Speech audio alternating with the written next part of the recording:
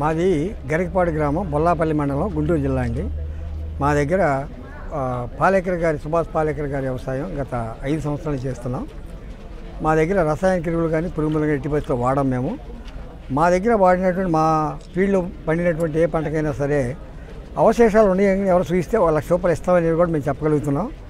ఇవి ఉసిరికాయలు ఇవన్నీ కూడా ఈ ఉసిరికాయలకి మచ్చలు రాకుండా అనేక పురుగు మందులు కొడుతుంటారు. మేమైతే పుల్ల మజ్జిగ కొడుతుంటాము, అలాగే జీవామృతాన్ని స్ప్రే చేస్తుంటాం. అందువల్ల మాకు ఇవి డాగులు రావటం కానివ్వండి ఇవన్నీ రావు, ఇవి సక్రమంగా పెరుగుతాయి.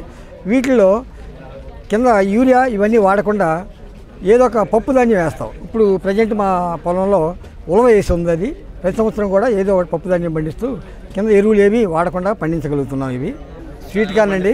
వీటన్నీ కూడా విత్తనాలను మనం విత్తన శుద్ధి చేసుకుంటాం. మనం బీజామృతంలో విత్తన శుద్ధి చేసుకున్నప్పుడు తెగులు తక్కువ వస్తుంటాయి. ఏదన్నా మోవ తెగులు కనుక వచ్చేటైతే మోవ పురుగు పడేటైతే బ్రహ్మాస్త్రం కానివ్వండి అగ్నాస్త్రం కానీ వేస్తూ కూడా చేస్తుంటాం. వీటికి కూడా జీవాంశాన్ని స్ప్రే చేస్తుండటం వల్ల బాగా మంచి టేస్ట్ వస్తున్నాయి, తీపి ఎక్కువ ఉంటున్నాయండి. ఇవి మామిడికాయలు, ఇవి పునాసకాయలు. వీటికి కూడా మనం సంవత్సరానికి 2-3 సార్లు జీవాంశం స్ప్రే చేస్తుంటాం. కింద కూడా ద్రవ జీవాంశం కూడా కింద ఇస్తుంటాము.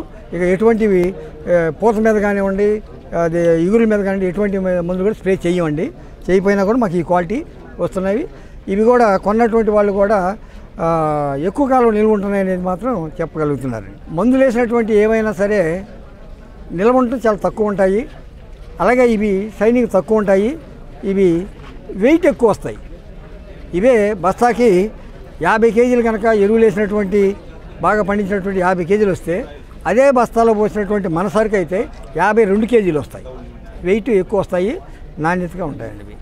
ఈ పురుగు మందులు తెగులు మందులు ఇవన్నీ కూడా ఆరోగ్యం పాడైపోవడానికి ప్రధాన కారణం ఇవి. అలాగే భూమి ఆరోగ్యం కూడా పాడైపోయి గత 15 సంవత్సరాల నుంచి పండినటువంటి హరిత విప్లవంలో వచ్చినటువంటి మార్పుల్లో పంట ఎక్కువ పండించగలిగారు అని చెప్పేసి భూమి ఆరోగ్యం పాడు అవటం జరిగింది. దానివల్ల ఇప్పుడు ఏ పైరు వేసినా కూడా త్వరగా తెగుళ్ళు వస్తున్నాయి. ఆ విధంగా కాకుండా మనం భూమిని సారవంతం చేసుకోవడానికి ఈ జీవాంశం పనిచేస్తుంది. నా దగ్గర 2 ఆవులు ఉన్నాయి, వాటితో జీవాంశం రెగ్యులర్గా తయారు చేస్తుంటాము. ఇలా డ్రిప్లో ఇవ్వటం కానివ్వండి, పైన స్ప్రే చేయడానికి కానీ ఇవే ఉపయోగించడం జరుగుతున్నది. ఇవి ఉపయోగించిన తర్వాత 2-3 సంవత్సరాల్లో మొత్తం కూడా మా భూమి స్వరూపం మారిపోయింది. దాంట్లో వానపాములు ఎక్కువగా అభివృద్ధి అయి ఉన్నాయి. గుల్లదేలు ఉంటుంది భూమి. మనం నాగల చెట్టు వేయించిపోయినా కూడా మామూలుగా వేసినటువంటి ప్లౌలో కూడా చాలా ఫ్రీగా ఉంటుంది మట్టి. మొక్కలు కూడా బాగుంటున్నాయి. ఇప్పుడు కంది కూడా వేస్తుంటాం మేము. కందిలో కూడా ఎటువంటి స్ప్రేలు కూడా చెయ్యం మేము. భూమికి కూడా ఎరువేమి వేయము. అయినా కూడా మా కందులు మా మొక్కలు కూడా యూరియా వేసిన విధంగా నల్లగా ఉంటాయి. ఇప్పుడు కూడా చూసినా కూడా బ్రహ్మాండంగా ఉంటున్నాయి. మామూలు చూసి గత 2 సంవత్సరాల్లో ఒక 3-4 రైతులు ఇప్పుడు 6-7 ఎకరాలు ఇప్పుడు సేమ్ ఈ వ్యవసాయం చేస్తున్నారు. వాళ్ళైతే మిరపకాయలు కూడా పండించగలిగారు. పురుగు మందులు వేయకుండా కూడా మనం ఈ వేప సంబంధించినటువంటిది నేమాస్త్రం అని చెప్పి ఉంటుంది. అలాగే పంట తోటలకు వచ్చేటప్పటికి నీమ్ పేస్ట్ అని కూడా తయారు చేసేస్తాం. మనం జనరల్గా రసాయనిక వ్యవసాయంలో బోర్జం మిశ్రమం వాడుతుంటాం. అలా కాకుండా మనం నీమ్ పేస్ట్ వాడటం ద్వారాగా ఆ తెగులు ఏమి రాకుండా కూడా పెద్ద మొక్కలు కూడా కాపాడుకోవటం తేలిగ్గా ఉంటుంది. ఈ రకంగా స్ప్రే చేసినందువల్ల ఎక్కువ దిగుబడి వస్తుంది, పంట నాణ్యంగా ఉంటుంది. తర్వాత వీటిలో స్వీట్నెస్ ఎక్కువ ఉంటుంది, కాయ గట్టిగా ఉంటుంది, నిల్వ సామర్థ్యం ఎక్కువ ఉంటుంది. వాప్సా మాకు ఎప్పుడు కూడా సజీవ ఆచ్ఛాదన వేస్తుంటాను నేను.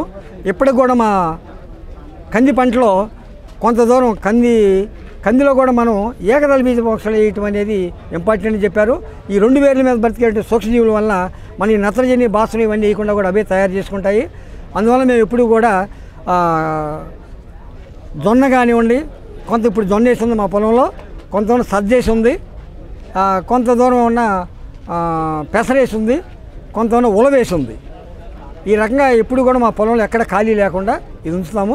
అలాగే సాలలో కూడా మేము ఇది బరబాటీలు అంటారు అవి వేస్తుంటాము. అలాగే గోంగూర మొక్కలు కూడా కలుపుతుంటాము. అలాగే జొన్నను కూడా వేయడం జరిగింది.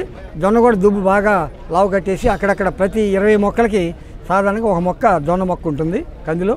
వీటన్నిటి ద్వారాగా కూడా బాగా సక్రమంగా కంది బాగా వస్తుంది, బాగా బలంగా వస్తుంది. గింజలు కూడా బాగా వెయిట్గా ఉంటున్నాయి.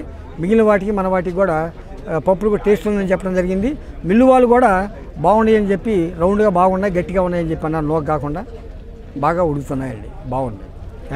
Thank you. Like and subscribe Eagle Media Works.